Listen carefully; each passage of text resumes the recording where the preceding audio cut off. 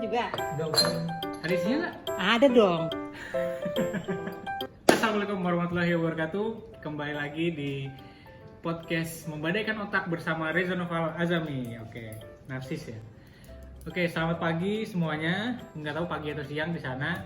Jadi pada hari ini kita akan berbicara santai dengan sesosok orang yang sangat inspiratif, pengalamannya banyak dan juga sangat dekat dengan saya gitu ya. Ya ini adalah Abi saya sendiri.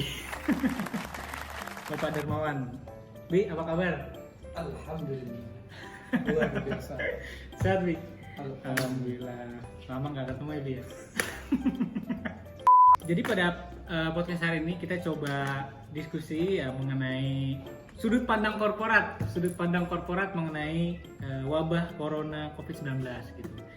Saya perkenal sedikit deh tentang Abi saya backgroundnya. Jadi beliau ini backgroundnya adalah di Human Capital atau di HRD. Pengalamannya di HRD sudah 20 tahun. Berapa tahun, Bi? Abi berapa tahun di HRD?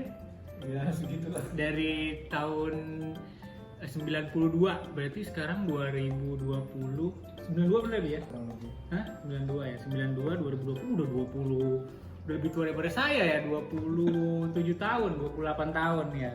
Itu ngapa? Oke, jadi Abi ini ada background HRD udah sekitar 27 tahun. Jadi paling tidak Abi bisa sharing nih pengalaman atau sudut pandang korporat mengenai COVID ini, khususnya lagi terhadap metode WFH ya sekarang ini yang sedang dipakai sama berbagai seluruh korporat lah. Ya jadi itu secara pendidikan pekerjaan kurang lebih Abi backgroundnya dia dari HR dan kurang lebih hampir 30 tahun dia hampir 30 tahun kan? Iya hampir 30 tahun. Nah terus kemudian Abi juga sekarang bekerja di salah satu bank syariah di Indonesia. Ya mungkin itu perkenalan buat Abi. Jadi kita masuk ke diskusi santai dulu deh. Bi, gimana Bi kantor Bi? Aman? Alhamdulillah. Hah? Aman, lancar. Karyawan sehat-sehat semua? Alhamdulillah. Atau gimana? Secara overall adalah kondisi sehat. Sehat ya. Terus apalagi Bi yang bisa ceritain tentang kondisi di kantor Abi nih? Ya sebenarnya semua bukan hanya di Indonesia. Artinya di seluruh dunia juga sekarang sedang mengalami sebuah situasi yang mungkin dalam sejarah berpuluh bahkan beratus-ratus tahun belum pernah terjadi. Kita periode sekarang ini merupakan sebuah keuntungan kita mendapatkan situasi ini, artinya sebuah pengalaman dan yang penting bagaimana kita dalam kondisi bisa bertahan dan bisa sehat. Yang artinya situasi yang sekarang ini, kondisi wabah ini terjadi juga ke perusahaan-perusahaan di dunia di semuanya ya. Bukan hanya di Indonesia tapi juga di dunia. Iya. Cuma persoalannya sekarang masing-masing perusahaan itu kan mensikapinya berbeda-beda. Ada kalau kita lihat beberapa perusahaan akibat dampak dari situasi ini, dampak dari situasi ini ada yang kemudian dia bisa tumbuh dan berkembang. Bahkan juga ada beberapa perusahaan yang dia untuk sementara waktu mungkin dia Off ya. atau mungkin dia slow down dan sebagainya. Itu artinya mungkin buat pelajaran ya. Artinya sebuah perusahaan yang baik kan perusahaan yang dia tetap bisa bertahan dalam kondisi apapun. Iya. Artinya secara manajemen point of view gitu ya, semakin bagus kualitas manajemennya di perusahaan berarti dia bisa bertahan. Iya. Ya. Ini Berarti perusahaan sebuah yang ujian baik. lah ya buat perusahaan ya. Perusahaan yang baik adalah perusahaan yang tetap bisa bertahan dalam kondisi apapun. Karena kalau dia bisa bertahan, Bukan hanya menghasilkan keuntungan ya, berarti ya. kalau dia bisa bertahan dalam kondisi apapun, maka perusahaan itu akan semakin kuat. Seperti kayak misalkan kita lihat lah pisau bagi ibu-ibu ya. Misalkan ibu-ibu di rumah itu kan biasanya kalau dia punya pisau itu kalau dia Pisau. Oh pisau. ya, dia akan tajam apabila diasah. Tapi kalau tidak diasah itu tidak akan tajam. Dan asahan juga asahan kanan dan kiri, nggak mungkin dia diasah dengan sisi kanan aja, tapi juga dia sisi kiri. Jadi sebuah perusahaan itu juga dengan kondisi-kondisi yang ada, dengan berbagai macam fluktuasi faktor eksternal dan internal yang ada, dia akan tetap bisa bertahan apabila dia bisa menjaga kondisi perusahaan itu. Jadi kalau boleh kita tarik nih kurang lebih perusahaan tuh sekarang lagi dalam kondisi diuji ya kan, dengan faktor internal dan eksternal. Eksternal ini salah satunya wabah ya kan. Jadi sisi dalam dan sisi luarnya ini terkait dengan Iya, ya, semakin mempertajam kualitas perusahaan gitu lah ya. iya. Langsung dalam sekali materi kita teman-teman sekalian menuju ke inti. Jadi luar biasa. Ya memang sekarang sih situasi kalau abang merasa juga kayak gitu sih dia di kantor abang sendiri gitu ya, banyak sekali kebijakan-kebijakan yang mungkin adaptif lah ya, Nah, dalam istilah sekarang agile, agile ya, iya. lincah. Lincah. Nah, dulu kita pernah dengar cerita masa kecil Abi dulu yang namanya kelinci. Bukan kelinci, apa namanya, kancil. Kajian. Nah, kancil kan terkenal dengan lincah. Nah, sekarang perusahaan-perusahaan juga harus lincah. Kalau misalkan dia merasa bisnisnya itu dia tidak tumbuh dan berkembang karena satu produk yang tidak diterima oleh pasar, maka dia harus bisa melakukan diversifikasi terhadap produk-produk yang baru. So, mungkin buat teman-teman yang nggak tahu nih, diversifikasi itu diversifikasi. Ya, diversifikasi itu artinya dia mencari peluang-peluang lain lah untuk produk-produk yang ada. Sekarang kan misalkan lagi booming kan misalkan produk yang sifatnya basic ya. Pasti makanan, kesehatan itu kan, apalagi sekarang mungkin juga banyaknya work from home, kerja di rumah. Jadi yang kaitannya dengan digital itu sangat booming. Maka produk-produk yang sifatnya berbau digital itu sangat booming. Bisa aja misalkan perusahaan itu mengalihkan produknya menjadi hal yang sifatnya yang sedang booming dalam seperti ini. Oke. Itu kurang lebih point of view-nya korporat gitu ya. Paling tidak kan ini kan diskusi ini sangat hangat nih di level-level yang membahas strategis lah ya. Ini kan sangat hangat nih.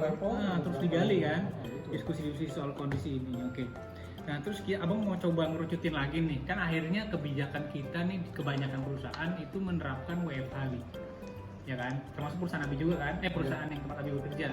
Itu menerapkan WFH. Nah, kira-kira kenapa sih kok WFH gitu yang diambil? Kenapa apa pertimbangannya segala lupa? Ya, WFH itu kan sebenarnya work from home ya. Artinya pada prinsipnya karyawan itu bekerja tapi di rumah. Kenapa dilakukan di rumah? Karena kan situasinya ada wabah. Di mana dengan adanya wabah itu beberapa kebijakan dari pemerintah daerah dia mengeluarkan PSBB. PSBB itu artinya membatasi kerumunan. Kemudian mengeluarkan protokol kesehatan, misalkan tidak boleh berkumpul dan sebagainya. Istilah physical distancing, social distancing. Nah, kalau physical distancing artinya kan tidak mungkin di dalam sebuah perusahaan itu dia harus berkumpul, bahkan jarak duduknya pun harus diatur. Nah, kalau kondisi-kondisi itu maka dimungkinkan oleh perusahaan melakukan work from home. Nah, di sisi lain juga bagi teman-teman yang relatif jauh dan tidak memiliki, belum diberikan amanah untuk diberi mobil kendaraan sendiri, misalkan mereka harus berangkat ke kantor dengan menggunakan modal transportasi umum. Nah, itu resiko. Oleh karena itu ya bagus kalau misalkan dilakukan, dia tetap bekerja tapi dilakukan dengan di rumah, namanya work from home. Dan itu pun kalau kita lihat selama work from home, efektivitas dan produktivitas juga tidak kalah gitu ya. Artinya mereka juga menghasilkan sesuatu yang bagus buat perusahaan. Cuma persoalannya bagaimana mengatur agar work from home itu bisa produktif. Nah, itu mungkin PR bagi perusahaan yang ada di Indonesia. Ya, berarti kan kurang lebih work from home ini yang pertama karena kita juga perusahaan harus bisa mengikuti peraturan pemerintah ya, menyukseskan juga peraturan pemerintah, PSBB kan, physical distancing. Akhirnya lahirlah nih WFH-nya. Nah, kemudian ini kan WFH udah jalan 2 bulan, 3 bulan ya. Nah, itu gimana tuh hasilnya? Ya tadi, yang prinsipnya kan sebenarnya dimanapun dia bekerja ini, jadi dengan adanya wabah ini sebuah nilai sebuah pelajaran ya, sesuatu yang bisa diambil manfaatnya. Ternyata dengan adanya wabah ini kan memungkinkan perusahaan-perusahaan sudah melakukan program namanya work from home. Selama 3 bulan lebih mungkin atau kurang ini dengan adanya pandemi ini, tentunya perlu dievaluasi apakah selama di work from home itu produktivitinya tetap berjalan. Nah, oleh karena itulah perlu nih masing-masing kita, terutama atasan, untuk melakukan monitoring terhadap apa yang dilakukan mereka selama work from home. Di beberapa perusahaan itu banyak memiliki tools. Ada toolsnya macam-macam lah, ada logbook, ada juga namanya to-do list, ada macam-macam lah ya. Nah, mungkin di tempatnya abang juga ada berapa namanya? Iya. Ya job list aja sih kalau. Job list ya. Ini sebenarnya apapun namanya dia, logbook atau job list atau to-do list atau apapun sebenarnya tujuannya agar masing-masing karyawan bisa melakukan pekerjaan dan masing-masing atas bisa mereview apa yang dilakukan karyawannya produktif atau tidak. Nah sejauh itu bisa dilakukan dengan baik dan menghasilkan sesuatu yang baik, maka work from home juga produktif. Iya. Dan hasilnya pun kalau kita lihat dari pengalaman di industri AB itu selama 3 bulan ini ya relatif produktif gitu ya. Artinya tidak beda lah istilahnya, tidak beda dengan kondisi normal biasa, hasilnya juga produktif. Jadi tuh guys, buat 3 bulan pertama teman-teman yang udah kerja di rumah, sudut pandang perusahaan ternyata oke Bi ya. Iya, ya asal tadi ada logbook, ada to-do list dan itu dilakukan monitoring oleh atasannya. Atasannya harus memastikan betul apakah anak buahnya itu melakukan sesuatu dan menghasilkan sesuatu. Jangan sampai misalkan dia Di rumah malah tanpa dikontrol, YouTube, ya. Netflix ya. Iya, misalkan dia di rumah Main game, apa iya. dan sebagainya. Nah, itu peran dari atasan itu harus seorang leader atasan itu harus memastikan betul apa yang dikerjakannya. Jadi kalau istilah pernah Abi dengar itu daily activity report, di laporan harian. Jadi seorang atasan itu harus melihat tuh, dia ditanya pagi itu kamu mau rencana hari ini mau melakukan apa, sore nanti di review lagi hasil daripada hari ini apa. Nah kalau setiap hari dilakukan seperti itu maka insya Allah produktif. Tapi sejauh ini produktif kan ya? Alhamdulillah. Sejauh ini kalau di tempat aku produktif lah ya WFH ini. Produktif. Iya, justru kalau Bang lihat sih ya sekarang ya, WFH ini jadi semua orang akhirnya berpikir gitu. Emang kita butuh ya kerja tuh ke kantor gitu. Sementara dengan WFH ini pekerjaan bisa jalan. Abang bener-bener rasain soalnya misalkan nih ya, abang punya role gitu misalkan. Ini atau siapa gitu lah. Kalau abang cerita nih, kalau abang punya abang ya jadi kayak anak sama bapak. Ya kalau misalkan ya udahlah nggak apa lah abang nih. Abang soalnya kalau di kantor tuh Ya kan merasa WFH juga kan? iya menerapkan WFH juga. Maksudnya abang ngerasa ini role abang nih kan sebagai ibaratnya penyalur lah ya, penyalur barang gitu, barang-barang order deal mobil gitu. Dengan jumlah amount yang tinggi ya kan, order juga tetap bisa jalan ya kan, supply tetap bisa kita jalanin juga. Tapi abang di rumah, nah kan itu, Iya. itu sebenarnya. Iya. Dan bagi perusahaan juga diuntungkan apa? Kenapa? Ya artinya dengan dia di work from home kan artinya di sisi lain yang tadinya harus pertemuan, meeting, ya misalkan dia harus ada biaya meeting, kan? biaya meeting, biaya pertemuan, biaya perjalanan Dinas, wah itu tuh lembur dan sebagainya, listrik, ya itu semua saving semua tuh ya. Reduce. Nah, itu kalau boleh tahu berapa Bi? Kira-kira savingnya? Lumayan juga. Sebulan. Ya artinya ada reduce cost ya. Di satu sisi cost seperti itu di reduce, di sisi lain produktivitas karyawan tetap bisa dipertahankan. Nah ini kan situasi yang harus bisa kita carry forward untuk bulan-bulan berikutnya. Jadi biaya bisa berkurang, tapi produktivitas bisa berjalan. Iya. Abang sih ngerasa pasti nih setelah ini banyak nih bos-bos lah ya, apalagi yang kerjanya tuh melototin pos aja ya kan. Iya mau maksudnya bottom line pasti akan banyak, pasti nih yang pertama ya akan ada potensial perusahaan tuh ngerasa wah kayaknya kita harus mobile nih kerjanya. Iya, bisa. Ini udah masa transisi nih, orang akan berpikir kayak gitu kan cara mungkin bisa jadi nextnya tuh kita akan meeting di mana gitu kan, kerja di mana, mega kerja di mana. Ya sekarang industri udah mengarah ke sana. Kayak misalkan sekarang yang namanya bioskop itu kan sudah relatif lebih gampang orang melihatnya Netflix misalkan. Belanja misalkan seperti dulu ada mall-mall dan sebagainya, orang sekarang udah lebih gampang dengan online. Oke, jadi aku rasa ke depan akan seperti itu ya. Iya betul. Jadi akan view-nya akan ke sana. Jadi kecenderungannya akan ke sana. Jadi memang dengan adanya pengalaman 3 bulan yang lalu itu kecenderungan bahwa bisnis yang orientasinya digital itu akan booming. Oke, berarti begitu nih kurang lebih kedepannya kita akan menghadapi mungkin style manajemen yang baru lagi nih Bi nanti ya ke depannya. Ya bisa mempengaruhi banyak hal, mempengaruhi organisasi, mempengaruhi budaya kerja, mempengaruhi leadership, mempengaruhi individu cara bekerja yang tadi yang dikatakan dengan logbook, kontrol yang ketat dan sebagainya itu akan mempengaruhi. berarti ibaratnya nanti ke depan mungkin perusahaan kolot udah nggak ada lagi ya. Kan kalau sekarang kan ibaratnya masih ada nih perusahaan modern dan perusahaan konvensional ya bahasanya lah ya. Nah tapi yang konvensional akhirnya dengan kondisi seperti ini dia nggak bisa sustain juga nih ternyata. Mungkin dengan adanya ini jadi yang konvensional sadar dia terus develop sampai ke ya kurang lebih kayak gitulah ya fasenya. Nanti kita tungguin lah.